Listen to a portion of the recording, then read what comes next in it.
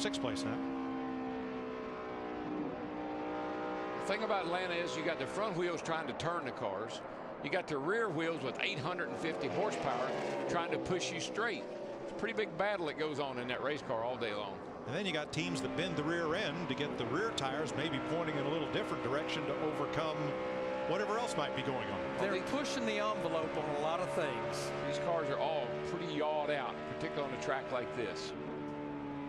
See Denny Hamlin right there in that 11 car chasing down Montoya. Denny, how much faster he was in the middle of the corner versus that 42 car. But here's some good news. Talking to John Darby, when they go to the spoiler, he thinks they may be able to get rid, that the teams will want to get rid of that yaw because the rear spoiler will tighten the car up and you won't have to do it with the rear end housing. Which very well may happen here in a couple of races when we go to Martinsville the week after Bristol. A yaw is a term that comes from aeronautics. If a pilot's trying to fly the plane straight, but the back end is out to the right a little bit or out to the left because of air or whatever, or adjustments, the plane is in yaw. It's not flying exactly straight. Pitch is up and down, yaw is left and right. Here's your Toyota top performers, led by Denny Hamlin in second. Marcus Ambrose was good in practice. 13th right now. Little battle here between teammates. 48's caught the 24. Not surprising that 48 is hugging the bottom. Pretty much that's his usual G2 on a track like this. Yeah, I don't know that I ever saw the 48 up at the top even in those practice sessions yesterday, but he'll take that 6th position away from his teammate Jeff Gordon in the 24.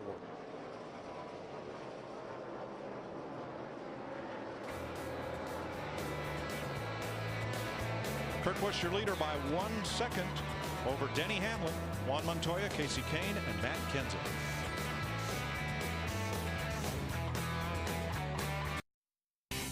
The Kobalt Tools 500 on Fox is sponsored by Sprint, proud sponsor of the NASCAR Sprint Cup Series.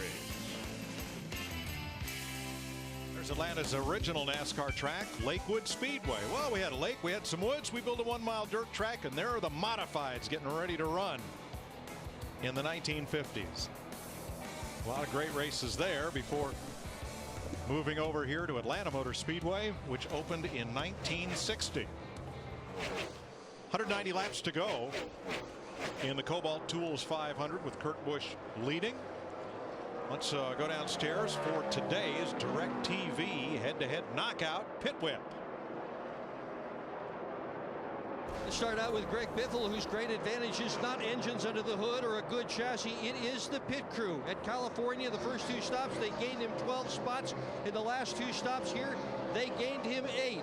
But maybe the best advantage they've got is that Mike Wright, one of the crew members a couple of weeks ago, found a horseshoe, and they have got it taped to the pit box, Steve. Well, Dick, earlier we heard Matt Yoakum talking about these guys trying to manage their tires and how this track has picked up a resemblance to Darlington. Tony Stewart in the 14 cars just told his crew, I've lost my forward bite. That's what I'm struggling with. He said we have to get the back of the car back into the racetrack. Krista?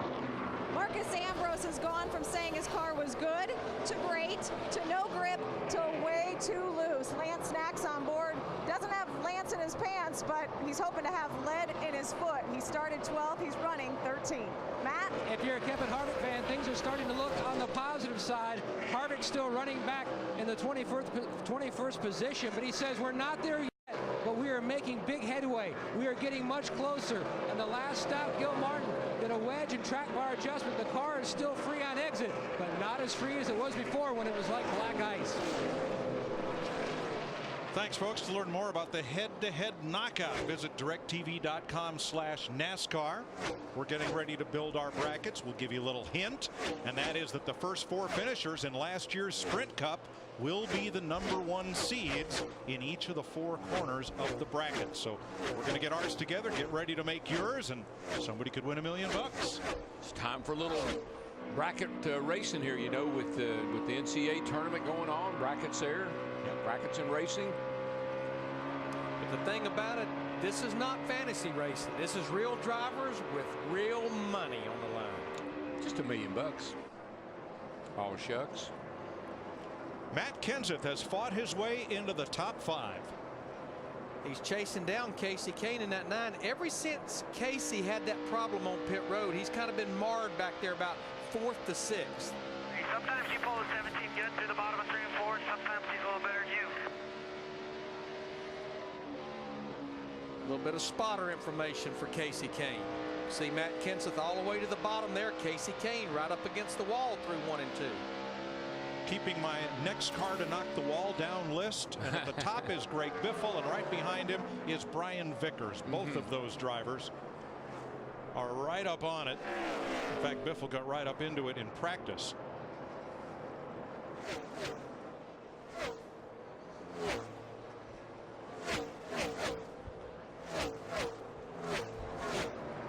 Jeff Gordon has slid out of the top 10, Matt. He's in 12th. He's faded to the back a little bit more there because they've lost the balance of this race car. This is recent conversation between the 4-time champ and Steve Letarte. We're in big trouble here, real loose. I'm just going to take care of our stuff and just pray it comes back to us and these other guys fall off. Yeah, I just don't know if it's going to come back until they get to pit road and make some adjustments and get 4 fresh tires on that car. And we're still a good 25 laps away, 25 to 28 laps away from what will be green flag pit stops. But see, Jeff Gordon's another one of those guys that the car can be terrible. It doesn't look terrible. No. Because he's just going to drive it right up there to where he feels comfortable, but no more. Now, the track temp has changed since the start of the race. 1 degree. Yeah, it's a pretty overcast right now, so that changes things dramatically. But I think a big thing also is the amount of rubber that's starting to get down on this racetrack as we're getting closer to halfway. Yeah, when the cars run all over the place, so some high, some low, I mean, there isn't any groove. Like when you practice here, the high groove is really good because there's not a lot of rubber up there and a lot of grip. That goes away as the race wears on.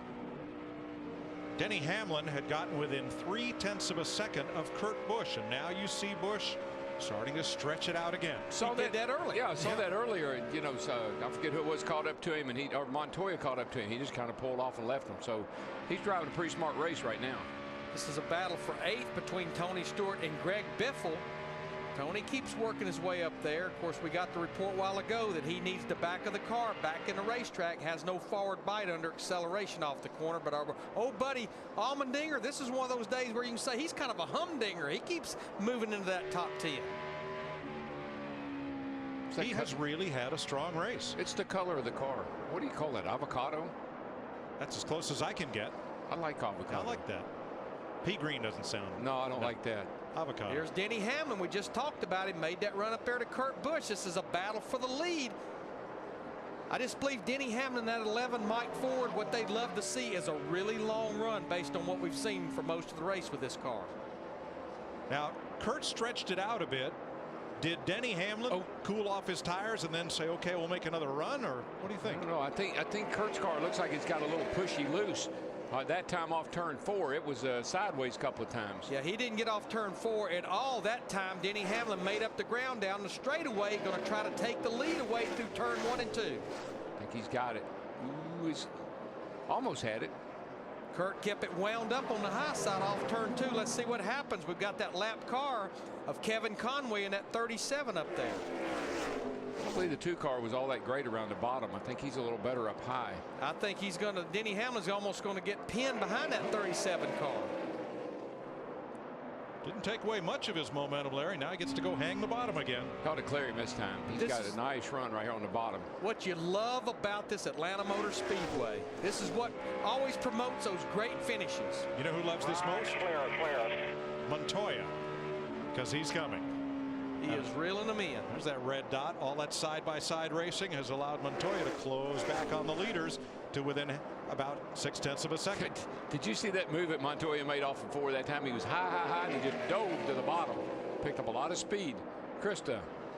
Well, at the start of this run, Mike Ford, crew chief for Denny Hamlin, reminded his driver to take care of your tires. They've been adjusting air pressure, and you're exactly right upstairs. The long runs, that's what suits this team. Steve?